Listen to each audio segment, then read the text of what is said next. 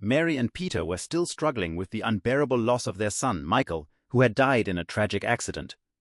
Every day they visited his grave, bringing flowers, notes, or small tokens to stay close to him. It had become a quiet ritual, a way to hold on to their boy even though he was gone. One morning, about a month after his passing, Mary noticed something unusual. A single red rose rested on Michael's grave. She was certain it hadn't been there the day before. Peter looked too, puzzled. Who could have left it? The cemetery was empty, and no one else's grave had flowers. At first, they thought it might be a kind stranger, but when the rose wilted, a fresh one appeared the next day, and the next. Curiosity quickly turned into obsession. Peter couldn't rest without knowing who was behind the mysterious roses. One evening, he decided to install a small camera near the grave, hoping to catch the visitor in action. That night, he returned home, heart racing, and placed the footage on a USB drive. Both he and Mary hesitated to watch it, unsure if they wanted to face the truth. The next morning, they finally pressed play.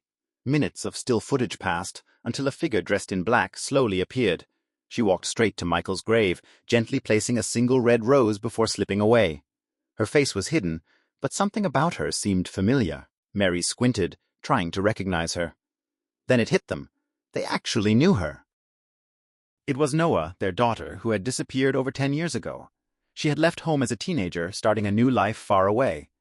Neither Mary nor Peter had known if she was safe or even wanted to reconnect. Seeing her there, silently honoring Michael, was overwhelming. Mary whispered in disbelief. How could it be her? They knew they had to speak with her. The next morning, they arrived at the cemetery early, hoping she would come again. A familiar car pulled in, and Noah stepped out, holding a single rose as if it were a bridge between the past and the present. Slowly, Mary called her name, tears streaming down her face. Peter moved forward, arms open, and for a moment, Noah hesitated, but then she embraced them both. Through her tears, Noah explained why she had stayed away. She had visited Michael's grave all these years, feeling connected while unsure if her parents would welcome her. When Michael died, her heart had broken.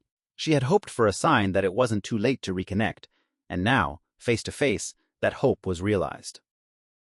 Mary and Peter's grief began to lift, replaced by joy and relief. They had lost so much, but now, finally, part of their family had returned. They promised each other, and Noah, that they would never let distance or fear come between them again. Together they would move forward, honoring Michael's memory while embracing the chance to heal as a family.